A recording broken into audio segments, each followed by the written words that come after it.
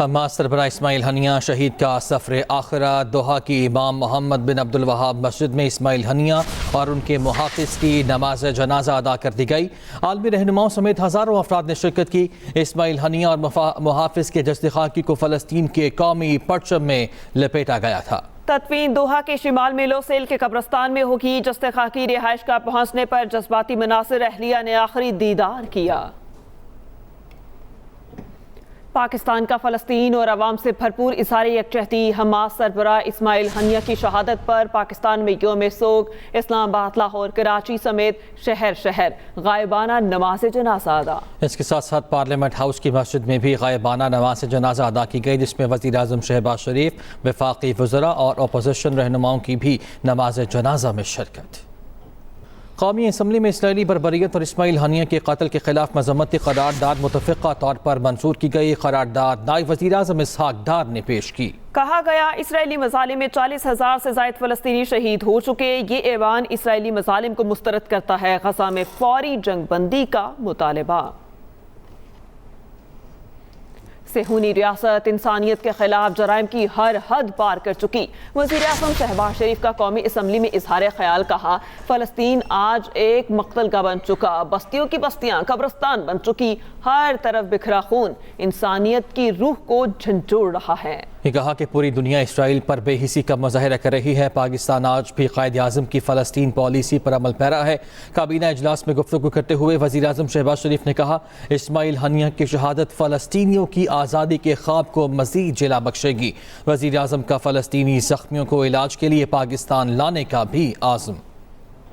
اسماعیل ہنیہ جن کو تہران میں شہید کر دیا گیا اور ایک بدترین صفاقی کا ایک اور منظر سامنے آیا ہے، جس کو پوری دنیا نے پاکستان سمیت ترکی، ملیشیا اور دوسرے ممالک، چین نے، روس نے اس کی شدید ترین الفاظ میں مذمت کی ہے۔ پاکستان نے بھی اس کی بھرپور مذمت کی ہے۔ جمعے کے بعد غائبانہ نماز جنازہ بھی کی بھی اپیل کی گئی ہے۔ جو کچھ فلسطین میں، غزہ میں جو ایک بدترین تباہی ہو رہی ہے دن رات، اس طرح کی صفاقی الفاظ میں بیان نہیں کی جا سکتی۔ اسرائیل فلسطین میں انسانیت سوز مظالم ڈھا رہا ہے۔ اسرائیل اور اس کے حواری خود کو مضبوط سمجھتے ہیں۔ راجہ پرویز اشرف کا قومی اسمبلی میں اظہار خیال۔ کہا جو ملک اسرائیل کی پشت پر کھڑے ہیں وہ انسانی حقوق کے دعوے دار ہیں۔ کہاں گئی اقوام متحدہ، کہاں گئی عالمی عدالت انصاف اور کہاں گئے انسانی حقوق؟ بین الاقوامی اخلاقیات کی دھجیاں اڑائی گئی مگر کوئی کچھ نہیں بولا۔ جب سے اسرائیل مارز وجود میں آیا، فلسطینیوں کے لیے زندگی تنگ کر کے رکھ دی گئی اور اس کے حواری بہت ہی طاقتور، اس کے پیچھے جو لوگ کھڑے ہیں، جو ممالک کھڑے ہیں، ویسے تو انسانی حقوق کی بات کرتے وہ تھکتے نہیں، لیکن افسوس، صد افسوس کہ اسرائیل جس بے ایمانہ طریقے سے، جس خوفناک انداز سے فلسطینیوں پر ظلم ڈھا رہا ہے، جس طریقے سے آج اس گلوب کی، اس کرۂ ارض کی ساری انسانیت کو کھڑے ہو کر یہ بات کرنی چاہیے تھی، وہ نہیں ہو سکی۔ کمزور اور طاقتور کی یہ جنگ ہے۔ کہاں گیا جنیوا کنونشن؟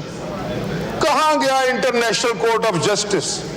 کہاں گیا سلامتی کونسل؟ کہاں گئی یہ UN؟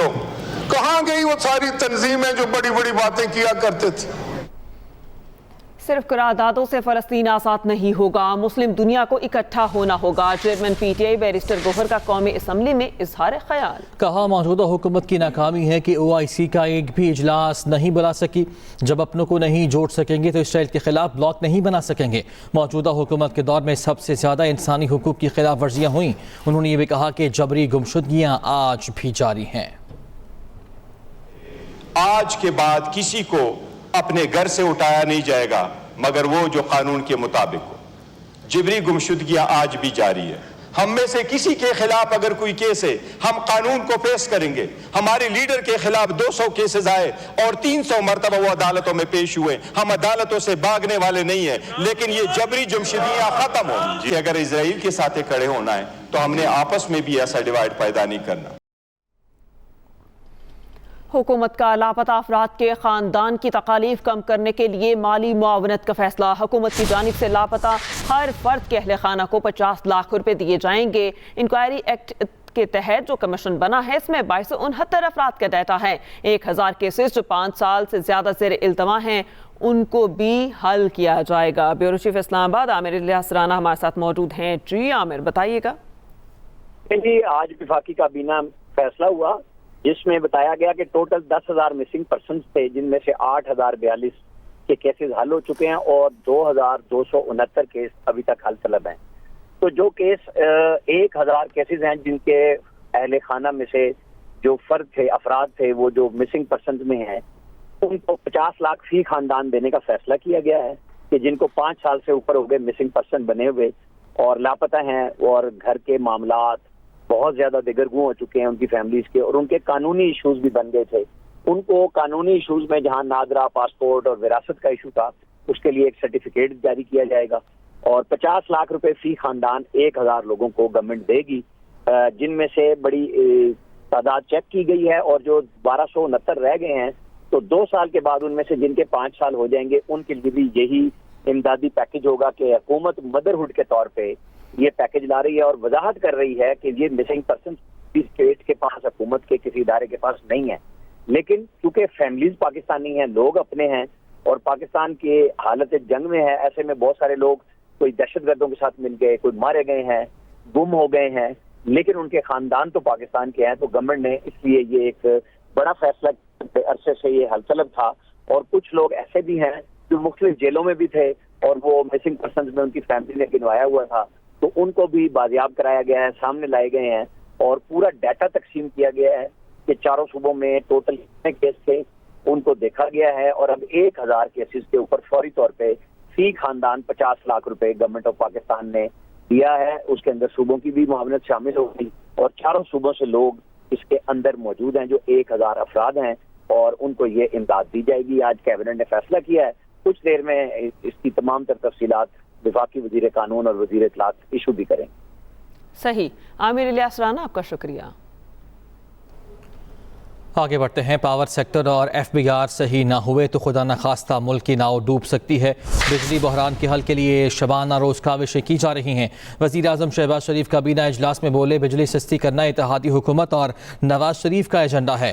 بجلی سستی کیے بغیر صنعتیں نہیں چل سکتی۔ جو لوگ دھرنے دے رہے ہیں وہ سیاست کر رہے ہیں۔ انہوں نے بھی کہا کہ بجلی کے مسئلے پر سیاست عوام کی توہین کے مترادف ہے۔